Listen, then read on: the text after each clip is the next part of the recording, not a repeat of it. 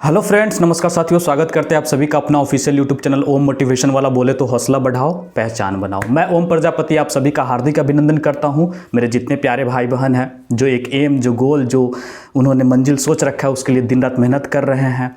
ये बहुत ही गर्व की बात होती है जब हम किसी मंजिल तक पहुंच जाते हैं और उस समय हम पीछे जो देखते हैं ना कि हमने कितना मेहनत किए हैं, वो सिर्फ मुझे समझ में आता है और जो मेहनत करके उस लक्ष्य तक पहुंचते हैं उन्हें समझ में आता है। लोगों को सिर्फ वो नतीजा दिखाई देता है जब हम वहां तक सफल होते हैं। वो सिर्फ ये जानते हैं कि अरे ये सफल हो गया, बहुत मेहनत हुआ, इसका किस्मत अच्छा था, हो गया, इस बार वैकेंसी अच्छी आ गई थी, हो गया। अरे नहीं, ये सब चीज़ें कहने के लिए है, सुनने को मिलता है, लेकिन आप कितना रिप्लाई दोगे? आप समझ सकते हो, आपका अनुभव समझ सकता है कि आपने उस चीज़ के लिए कितना मेहनत किए हो। 2-3 साल से लगातार जो बंदा मेहनत कर रहा है, दौड़ लगा रहा है एसआई के लिए, पुलिस के लिए, सिपाही भर्ती के लिए, एसएससी जीडी के लिए, आर्मी में जाने के लिए, तो क्या उसका मेहनत नहीं है? टेस्ट पे टेस्ट मार रहा है, रिवीजन पे रिवीजन कर रहा है, कोचिंग जा रहा है, दिन रात वो उस चीज़ में डेडिकेशन अपना दे रहा है, तो वो उसका प्रैक्टिस है और कंटिन्यू प्रैक्टिस है, डेडिकेशन है जो उसको उसके मंजिल तक पहुंचाता है। तो लोगों को सिर्फ उसका मंजिल और वो जो हासिल कर लेता है वो चीज़ दिखाई देता है, लेकिन इसके पीछे की जो मेहनत है ना वो नहीं दिखाता है। तो माय डियर फ्रेंड्स, अगर आप मेरे चैनल पर नए विजिट किए हैं तो प्लीज़ चैनल को सब्सक्राइब कीजिएगा, लाइक कीजिएगा।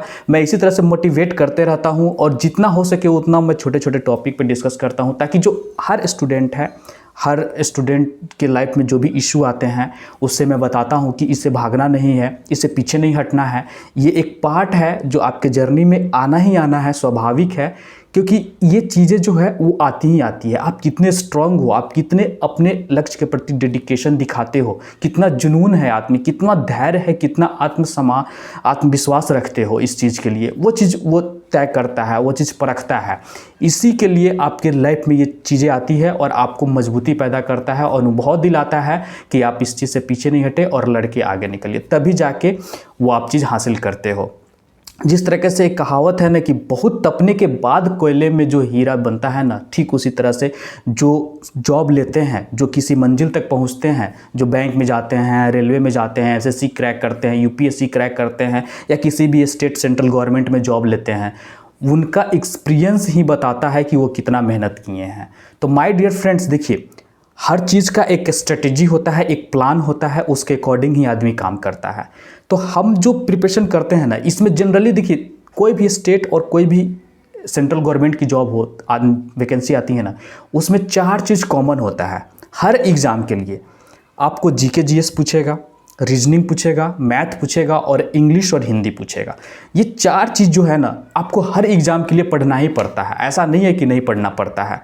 तो हम जो उस चीज़ को पढ़ते हैं ना, तो पहले ये तो समझिए कि जिस भी एग्ज़ाम का प्रिपरेशन कर रहे हो उसका पूरा सिलेबस का निचोड़ कर लो आप।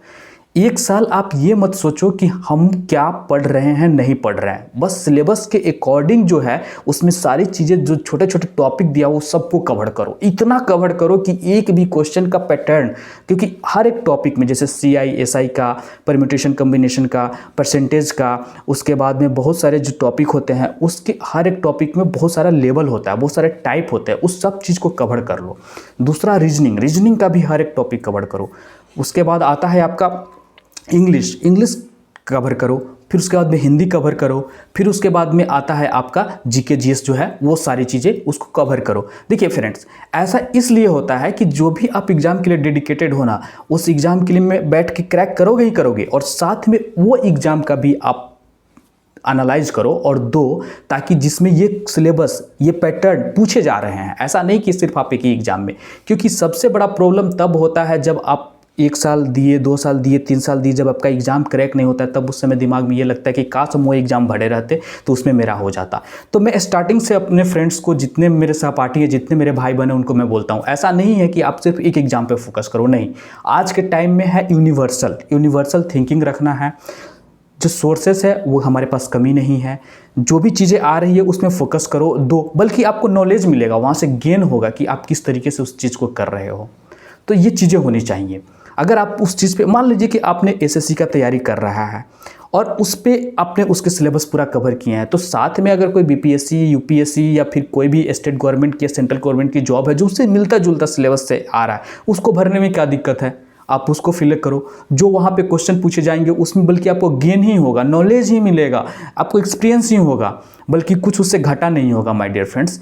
तो ये चीज़ें रखो। देखिए सबसे बड़ा प्रॉब्लम तब क्रिएट होगा जब आपको तैयारी 4 साल की है और छोटी गलती के वजह से या फिर कोई ऐसा प्रॉब्लम हुआ, कोई ऐसा सिचुएशन हुआ जिसकी वजह से आपका सिलेक्शन नहीं हुआ और आपकी जो है उम्र निकल रही है, आप कहीं अप्लाई करने के में नहीं बन पा रहे हैं, आपका एज नहीं आ रहा है, तो उस समय बहुत सारा दिक्कत होता है। उस समय काश शब्द के अलावा आपके पास कुछ नहीं रहेगा। तो इसलिए मैं डियर फ्रेंड्स बोलता हूँ कि आप यूनिवर्सल सोचो, यूनिवर्सल थिंकिंग रखोगे तो आपका ये लाइफ सेटल रहेगा, आप 100% सिलेक्शन होगा और उसके बाद में जो भी चीज़ें हैं वो आप कर लोगे। तो माय डियर फ्रेंड्स, मैं इसी तरह से आपको जितना हो सके उतना मोटिवेट करते रहता हूं और आगे बढ़ने के लिए जितना हो सके उतना मैं ज़रूर तत्पर रखूंगा और उम्मीद करता हूं कि आप जो लक्ष्य सोचे हैं, जो एम सोच रहे हैं, जो गोल सोचे हुए हैं ना, उस पर आप मेहनत कीजिए, डेडिकेशन के साथ कीजिए, जुनून के साथ कीजिए।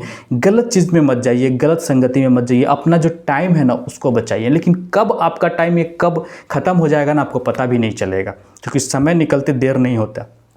तो माय डियर फ्रेंड्स, मैं इसी तरह से मोटिवेट करता रहूँगा। अगर आप मेरे चैनल पर नए विजिट किए तो प्लीज़ चैनल पे सब्सक्राइब कीजिएगा, लाइक कीजिएगा और अपने फ्रेंड सर्कल में तो शेयर जरूर कीजिएगा ताकि उनको भी मोटिवेशन मिले, मुझे भी थोड़ा उम्मीद हो और मैं इसी तरह से आपको मोटिवेट करता रहूँ। तो जय हिंद, जय भारत।